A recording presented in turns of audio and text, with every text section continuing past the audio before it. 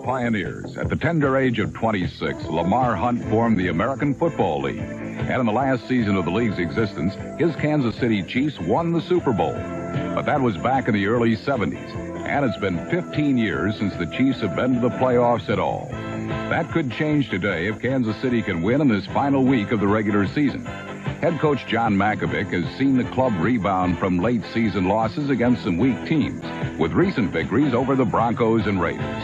Just one more victory would make the Chiefs 10-6, which would be their best record in years, and it would make them a playoff participant, no matter what happens in today's other games. But the team they'll have to beat is the Pittsburgh Steelers, who've won their last 4 games here at Three Rivers Stadium. Pittsburgh is also coming off its most impressive effort of the year, a 45-24 drubbing of the playoff-bound New York Jets. So on this final Sunday of regular season play, the question is, can the revised steel curtain be the barrier that blocks the Chiefs from their playoff dreams? The answer is forthcoming on the NFL Game of the Week.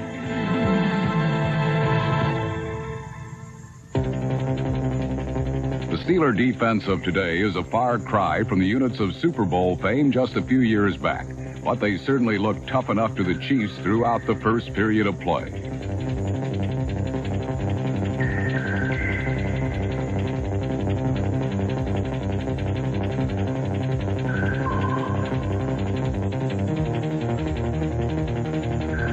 One of the last active members of that championship unit is safety Donnie Shell, number 31, who showed he still knows how to use his head, literally.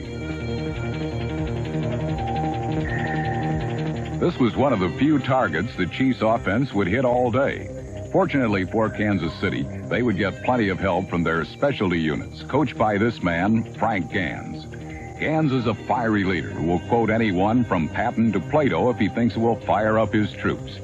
Obviously, these wise sayings made an impression because the Chiefs' special teams were in classic form themselves.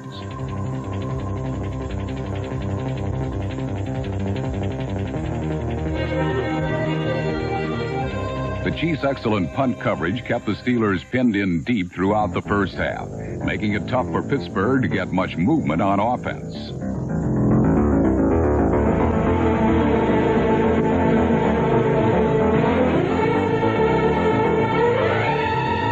Steelers quarterback Mark Malone felt the pressure, then may have buckled under to it when his fumble stopped an early Pittsburgh drive.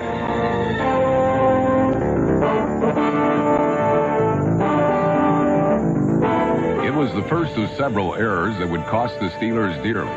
Then the Chiefs' special teams made its second important play, thanks to Louis Colbert's textbook perfect punt.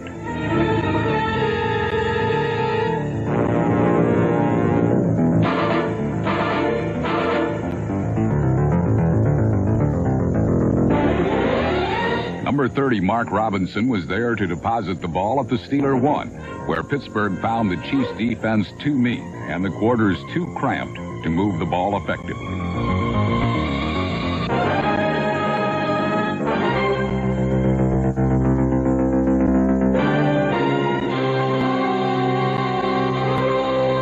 So on 4th down, Steeler punter Harry Newsom was called upon to bail Pittsburgh out of trouble.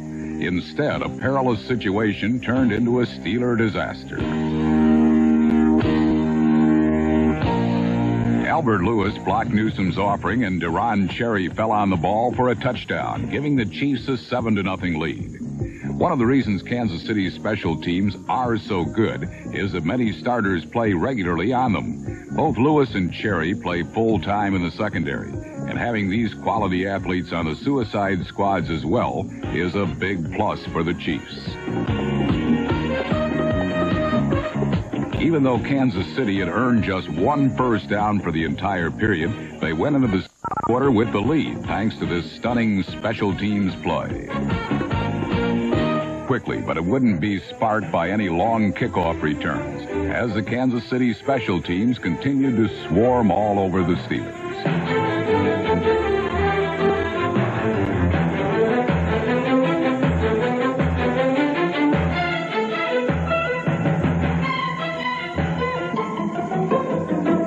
Last week, the Steeler attack had a season-high 45 points in their victory over the Jets. Yet, despite that outburst, they still rank near the bottom in total offense. But it's certainly not because of their running game, which is second in the AFC. The 1-2 punch of Walter Abercrombie and Ernest Jackson has been productive in 1986 and would be very effective against the Chiefs in this game as well. But when you run constantly, the other team can key on the backs, and eventually this hampered the Steelers' rushing effectiveness.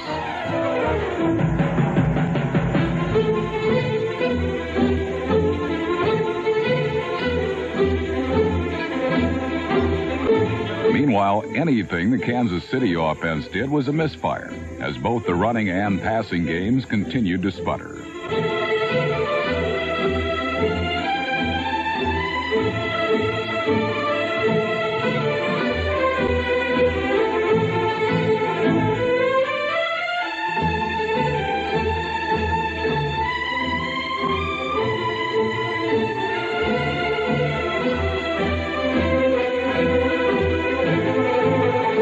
An interception by Pro Bowl-bound linebacker Mike Merriweather, number 57, halted a Chiefs drive. But finally, in the second quarter, Kansas City began to roll.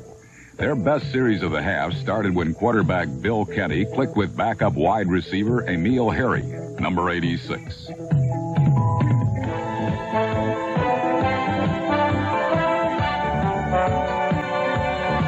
The 53-yarder was immediately followed by a diving catch from Stephon Page, and quickly the Chiefs were in business.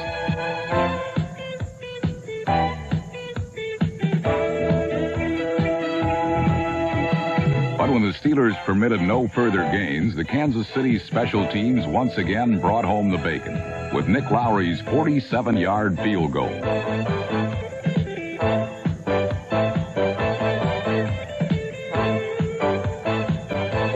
Pittsburgh needed to get going and fast, and found the answer with circle patterns to the backs, quarterback keepers, and a toss to a longtime veteran of Steeler offensive drives.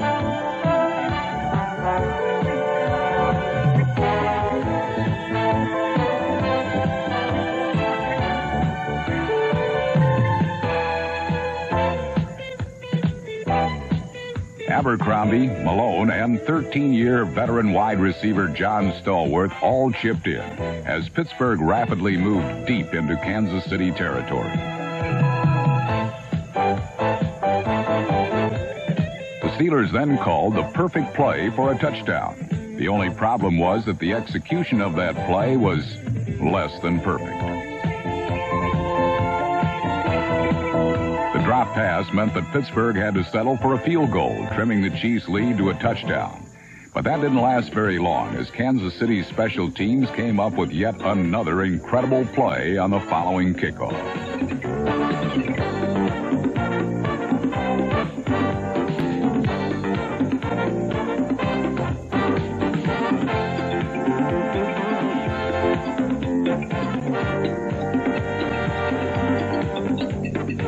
Number 40, Boyce Green, who isn't even the regular return man, brought the ball back for 97 yards and a touchdown.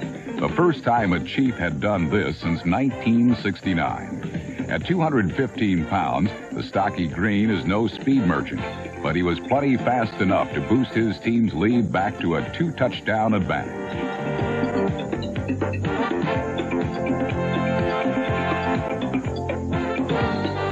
The Steelers could have stumbled, but they didn't, returning to their productive running game to get them back into the flow of the contest.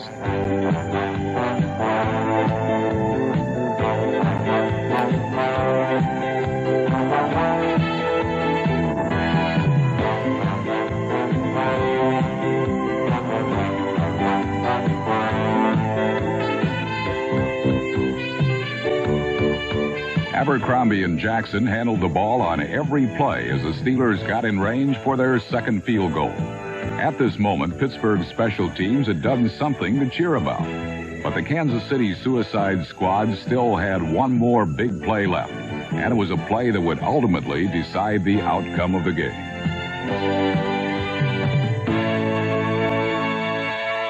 half, and the Chiefs led 17-6, largely due to the outstanding play of their special teams.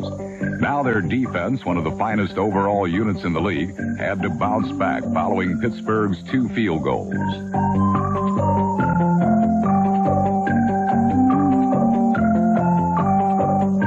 The Chiefs' defensive line, anchored by Art Still and Bill Moss, number 63, was exerting strong pressure on Mark Malone. But the Steeler quarterback was able to withstand the charge and complete 2 big passes, one each to wide receivers Lewis Lips and John Stallworth.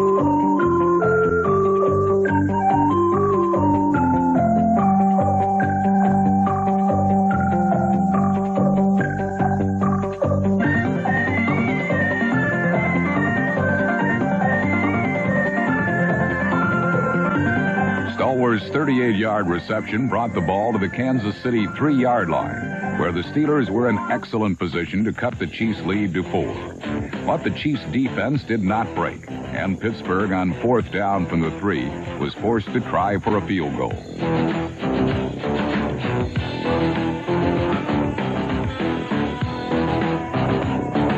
Gary Anderson's kick was blocked, and the loose ball was scooped up by Lloyd Burris, number 34, who raced 78 yards for the touchdown. For the 3rd time in the first half, the Chiefs' special teams had scored.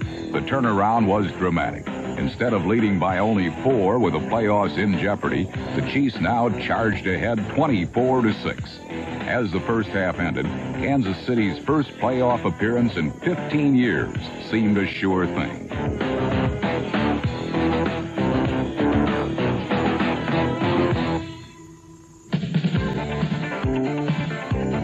But the Steelers' offense began the second half moving the ball once again, both through the air and on the ground. The main weapons were the running backs, Ernest Jackson, number 43, and Walter Abercrombie, as Pittsburgh methodically marched deep into Kansas City territory.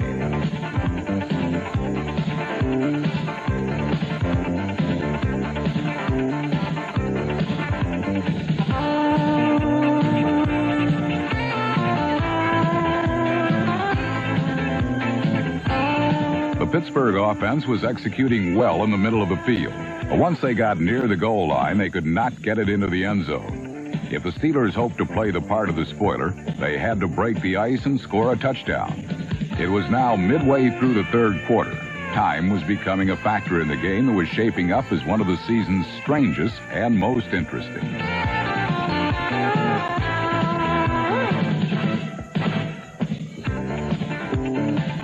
On 2nd and goal from the Kansas City 9, Malone bootlegged to the left and managed to work his way into the end zone for the score. 2.5 quarters had been played, and the game's first offensive touchdown had been scored, and the team that produced it was now on the losing end of a 24-13 margin. Strange happenings indeed. But perhaps Malone's touchdown would change the complexion of the game and propel the Steelers into position to come back in a contest that they were controlling both offensively and defensively.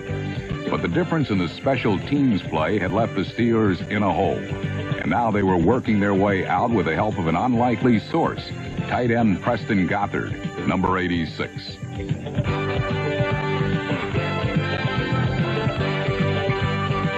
Gothard's 34-yard reception, only his 20th catch of the season, was the key play in a drive that ended with Gary Anderson's 3rd field goal of the game. With the 4th quarter just 15 seconds old, the Steelers had cut Kansas City's lead to 8.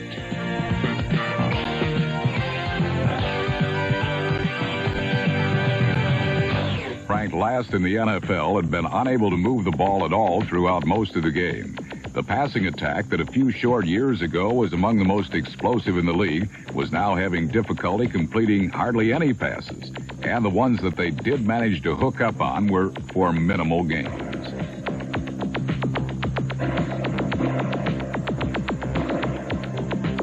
But the game was now in the 4th quarter, and the Chiefs were still hanging on to that 8-point lead, 24-16. Pittsburgh had to score twice in order to beat Kansas City, So the outcome now rested squarely on the broad shoulders of the Chiefs' defense.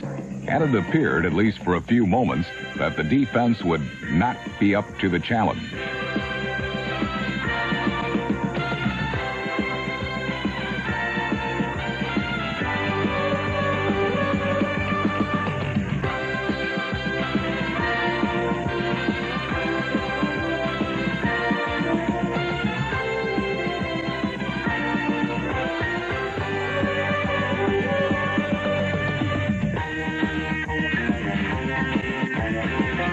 It took the Steelers only 5 plays, 3 of them Malone passes to Lewis Lips, to move the ball from their own 6-yard line all the way to the Kansas City 16. When the Chiefs' Kevin Ross tackled John Stallworth following Malone's 4th straight completion, the Chiefs' defense was clearly having trouble stopping the Steelers.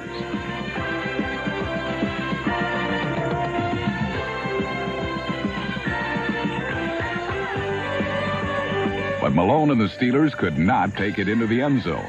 The Chiefs finally stiffened, and Gary Anderson was called upon for his 4th field goal of the game. With over 7 minutes remaining in the 4th quarter, the Chiefs were still hanging on, 24-19. The question was, would they have enough to earn the playoff berth that has eluded them for 15 years?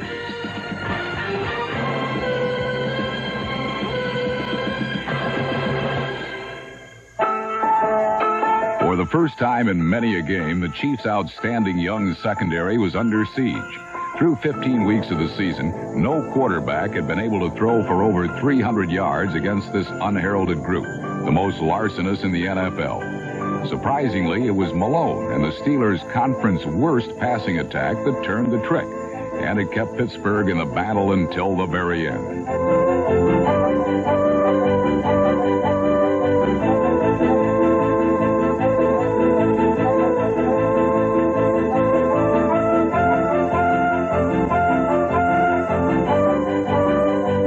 Would finish with 351 passing yards, the major part of a Steelers offense that produced 515 total yards against the 4th best defense in pro football. But the Steelers could only score 1 touchdown, and when Malone made his first bad passing judgment of the day, the Chiefs were ready, and Albert Lewis, number 29, grabbed the interception.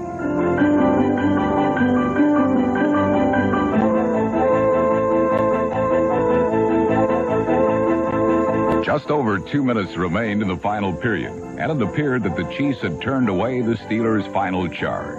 Lewis's 4th theft of the season was the result of an aggressive pass rush by linebacker Tim Cofield, number 54. And it was Cofield who forced Malone into the bad throw.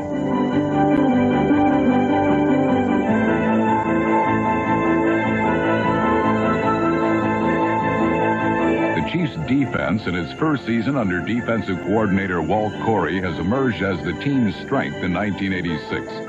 It's a unit that is sending 3 players to the Pro Bowl, including both of their starting safeties, Deron Cherry and Lloyd Burris. And with a minute left in the game, this rising group of NFL stars closed the book for good on any Steeler comeback, as Albert Lewis broke up Malone's 4th down pass.